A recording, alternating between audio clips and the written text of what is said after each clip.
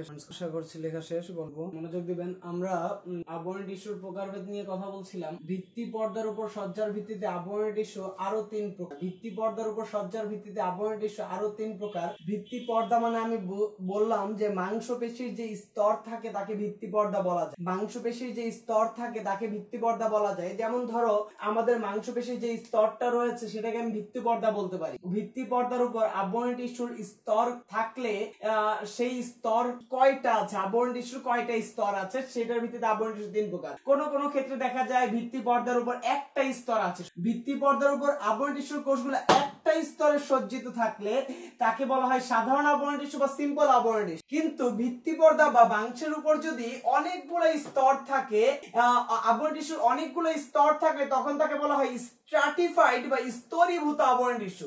Stratified বা স্তরীভূত আবরণী tissue. আর pseudo stratified একটু বুঝতে হবে, এখানে যে আবরণী টিস্যু কোষগুলো ভিত্তি পর্দার উপর এক স্তরে সজ্জিত, আবরণী টিস্যুর স্তর একটা, ভিত্তি পর্দার উপর একটা স্তর। একটা স্তর হলে তো সিম্পল আবরণী টিস্যু নাম হওয়ার কথা ছিল। একটা স্তর হলে তো সিম্পল আবরণী টিস্যু নাম হওয়ার কথা ছিল।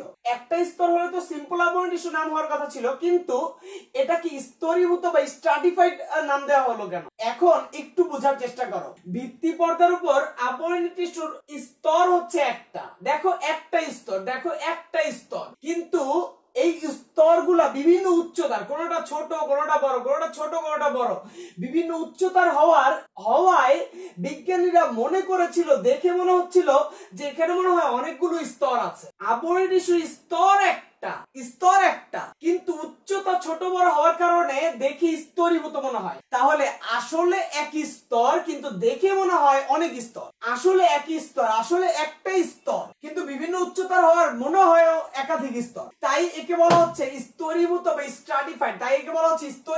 স্ট্রাটিফাইড। তিনটা আবরণী টিস্যুর সংজ্ঞা বলছি, আরেকবার বলবো।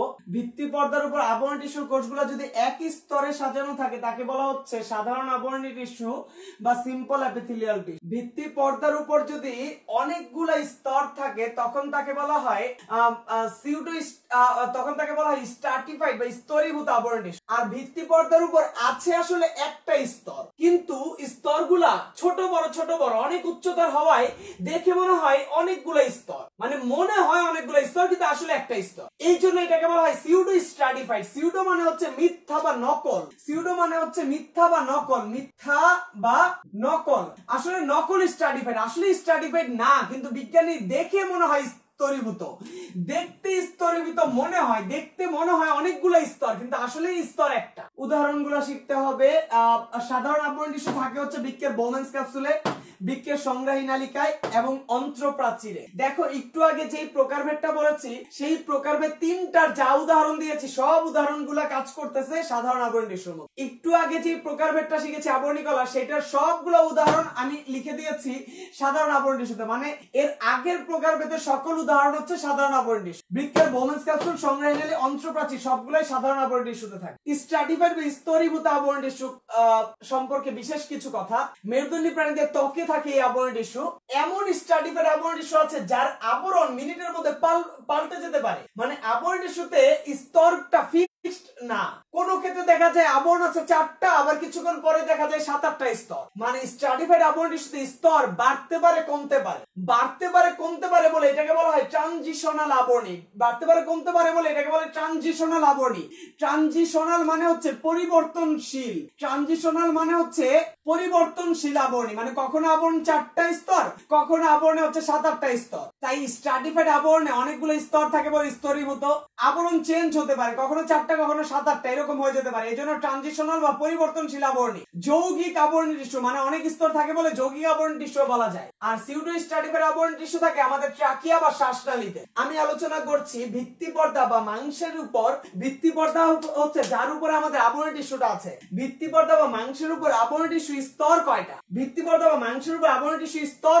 যদি আবরণী টিস্যুর একটা স্তর থাকে তাহলে সিম্পল আবরণী টিস্যু। যদি অনেকগুলো স্তর থাকে স্ট্রাটিফাইড বা স্তরীভূত। আর আছে আসলে একটা আবরণ, কিন্তু আবরণটা অনেক উচ্চতার, ছোট বড় হয় বলে দেখে মনে হয় স্তরীভূত, মানে অনেকগুলো স্তর মনে হয়, কিন্তু আসলে আছে একটা স্তর, কিন্তু বিভিন্ন উচ্চতার। এই জন্য এটাকে বলা হয় সিউডো স্ট্র্যাটিফাইড, মানে আমাদের একটু বিভ্রান্ত করে, তাই সিউডো স্ট্র্যাটিফাইড। সাধারণ আবরণ টিস্যুর উদাহরণ হচ্ছে একটু আগে যেটা শিখেছি সবগুলো উদাহরণ এখানে আসবে। বৃক্কের বোমেন্স ক্যাপসুল সংগ্রাহী নিলে অন্ত্রপ্রাচী সব সাধারণ আবরণ টিস্যু। স্ট্র্যাটিফাইড আবরণ টিস্যু হচ্ছে আমাদের ত্বক। তোমরা যারা মেডিকেলে পড়বা, মেডিকেলে পড়লে তোমাদের আমাদের ত্বকের মধ্যে এই 7টা স্তর আলাদা আলাদা করে দেখাতে হবে। মানুষের আবরণ টিস্যু তোমরা মেডিকেলে গেলে, মেডিকেলের ফার্স্ট ইয়ারে হাতের মধ্যে যে 7টা লেয়ার, এই 7টা লেয়ার আলাদা আলাদা করে দেখাতে হবে। 7টা লেয়ার আলাদা করে দেখাতে হয়, এটা মেডিকেলের ফার্স্ট প্র্যাকটিক্যাল। মানুষের একটা ডেড বডি শোয়ানো থাকবে, সেটা 7টা লেয়ার আলাদা করতে হবে। কিন্তু বিজ্ঞানীরা বলছে এই 7টা লেয়ার কখনো ফিক্সড না, এই 7-8টা লেয়ার কখনো হচ্ছে কমে যেতে পারে 4টা, আবার কখনো হচ্ছে 7-8টা হয়ে যেতে পারে। মিনিটের মধ্যে এটার আবরণ চেঞ্জ হতে পারে। এর জন্য এটাকে বলা হয় ট্রানজিশনাল বা পরিবর্তনশীল আবরণ টিস্যু। স্ট্র্যাটিফাইড আবরণ টিস্যু অনেকগুলো নাম। স্ট্র্যাটিফাইড মানে স্তরীভূত, মানে অনেকগুলো স্তর। আবরণ চেঞ্জ হতে পারে, 4টা হতে পারে, 7-8টা হতে পারে, তাই ট্রানজিশনাল। অনেক আবরণ থাকে বলে যৌগিক আবরণ টিস্যু। সিউডো স্ট্র্যাটিফাইড আবরণ টিস্যু মানে হচ্ছে আবরণ আসলে একটা, কিন্তু বিভিন্ন উচ্চতার হয়, মনে হয় স্তরীভূত, কিন্তু আসলে স্তরীভূত না, তাই সিউডো স্ট্র্যাটিফাইড, মিথ্যা স্ট্র্যাটিফাইড। কারো কোনো প্রশ্ন থাকলে বলতে পারো, না থাকলে আমি নেক্সট টপিকসে চলে যাব। কারো কোনো কোশ্চেন থাকলে বলতে পারো, না থাকলে আমি নেক্সট টপিকসে চলে যাব। আবরণ টিস্যুর প্রকারভেদে আরেকটু অংশ বাকি আছে, সেটা পরেই আমি শেষ করে দিচ্ছি ক্লাসটা। তাসনিম রহমান রেদি কোশ্চেন গুলো, ভিত্তি পর্দা কি দিয়ে তৈরি? আমি তো বললামই যে আবরণিকতা থাকে মাংসের উপর, মাংসটা হচ্ছে ভিত্তি পর্দা। তাহলে মাংস কি দিয়ে তৈরি সেটা তুমি না জানলে তো সমস্যা। আবরণী টিস্যু হচ্ছে ভিত্তি পর্দার উপর থাকে, মানে মাংসের উপর থাকে, মাংসটাকে আমরা ভিত্তি পর্দা বলছি। শেষ হলে দয়া করে জিজ্ঞাসা করে আমাদের আবরণ টিস্যুর প্রকারভেদটা শেষ হয়ে গেল। আমরা আগামী ক্লাসে দ্বিতীয় অধ্যায়ের আরো কিছু বিষয় নিয়ে আলোচনা করব ইনশাআল্লাহ। একটু বিস্তারিত লিখে দিচ্ছি, ক্লাস বেশি সময় নিচ্ছি, কারণ বিষয়গুলো ভালো করে ক্লিয়ার করার জন্য। আমি চাইলে বই দেখিয়ে পড়িয়ে দিতে পারতাম, কিন্তু তোমাদের একটু বিস্তারিত বলছি তোমাদের উপকার হওয়ার জন্য। তাহলে আমরা জানলাম আবরণ টিস্যুর প্রকারভেদের মধ্যে আরেকটা ইনফরমেশন, আবরণ টিস্যুর কোষগুলো রূপান্তরের ভিত্তিতে 5 প্রকার, মানে বিভিন্ন ধরনের রূপান্তরের ভিত্তিতে 5 প্রকার হতে পারে। সিলিয়া যুক্ত আবরণ টিস্যু মানে হচ্ছে সিলিয়া যুক্ত আবরণ টিস্যু থাকে আমাদের ট্রাকিয়া বা গলার শ্বাসনালীতে। শ্বাসনালী দিয়ে যাতে কোনো ধুলাবালি ব্যাকটেরিয়া যেতে না পারে, তাই আবরণী টিস্যু থেকে সিলিয়া তৈরি হয়েছে। আবরণ টিস্যু থেকে এরকম সূক্ষ্ম সুতার মতো সিলিয়া তৈরি হয়েছে, যেটা ধুলাবালি ব্যাকটেরিয়াকে শনাক্ত করতে পারে, তাই হচ্ছে আমাদের ট্রাকিয়া বা শ্বাসনালীতে এরকম সিলিয়া যুক্ত আবরণ টিস্যু থাকে, যেটা ধুলাবালি ব্যাকটেরিয়াকে শনাক্ত করতে পারে। যারা বেশি বেশি ধূমপান করে তাদের এই সিলিয়াগুলো নষ্ট হয়ে যায় এবং বেশি করে ভাইরাস ব্যাকটেরিয়া প্রবেশ করে ফুসফুসে ক্যান্সার সৃষ্টি করে। তাহলে আবরণ টিস্যুগুলো রূপান্তরের ভিত্তিতে 5 প্রকার। প্রথম প্রকার হচ্ছে সিলিয়া যুক্ত আবরণ টিস্যু, মানে হচ্ছে এই শ্বাসনালীতে সিলিয়া থাকতে পারে। এই সিলিয়াগুলো হচ্ছে সূক্ষ্ম সুতার মতো, এই সিলিয়াগুলা আমাদের শ্বাসনালীতে থাকে, যেটা শ্বাস প্রশ্বাসের সময় বাতাস ঢোকার সময় ধুলাবালি ব্যাকটেরিয়াকে শনাক্ত করতে পারে। ফ্লাজেলা যুক্ত আবরণ টিস্যু থাকে হাইড্রার এন্ডোডার্ম বা ভিতরের স্তর। তোমরা হাইড্রার চিত্র সবাই জানো, তোমরা সবাই হাইড্রা সম্পর্কে ধারণা রাখো। এই হাইড্রার ভেতরের দিকে থাকে হচ্ছে ফ্লাজেলা যুক্ত আবরণ টিস্যু, মানে আবরণ টিস্যু থেকে ফ্লাজেলা বের হয়। তাহলে আবরণ টিস্যু থেকে ফ্লাজেলা বের হয়, তাহলে এটা হচ্ছে ফ্লাজেলা যুক্ত আবরণ টিস্যু। তাহলে হাইড্রার এন্ডোডার্মে বা হচ্ছে ভেতরের দিকে ফ্লাজেলা যুক্ত আবরণ টিস্যু থাকতে পারে। আবার ক্ষণপথ যুক্ত আবরণ টিস্যু, হাইড্রার এন্ডোডার্মে ক্ষণপথ থাকতে পারে। হাইড্রার এন্ডোডার্মে এরকম ক্ষণপথ থাকতে পারে, ক্ষণপথ যুক্ত আবরণ টিস্যু থাকতে পারে। এটা হচ্ছে ক্ষণপথ বিশিষ্ট আবরণী টিস্যু, ক্ষণপথ। তোমরা কোশ্চেন করতে পারো যে ফ্লাজেলা যুক্ত আবরণ টিস্যু, ক্ষণপথ যুক্ত আবরণ টিস্যুর কাজ কি? ফ্লাজেলা হচ্ছে খাবারের সাথে পানিকে ভালো করে মিশিয়ে দেয়। ফ্লাজেলাগুলো নড়াচড়া করে খাবারের সাথে পানিকে ভালো করে মিশিয়ে দেয়। আর হচ্ছে কোন একটা খাবারের কণাকে সুন্দরভাবে আবৃত করার জন্য কাজ করে ক্ষণপথী আবরণ টিস্যু। আবরণ টিস্যু ক্ষণপথ তৈরি করে এটাকে সুন্দরভাবে ঘিরে আবৃত করে খাবারটাকে গিলে ফেলতে সাহায্য করে ক্ষণপথ বিশিষ্ট আবরণ টিস্যু। এই ক্ষণপথ বিশিষ্ট আবরণ টিস্যু আমাদের অন্ত্রে বা আমাদের নাড়ি ভুঁড়িতেও থাকতে পারে।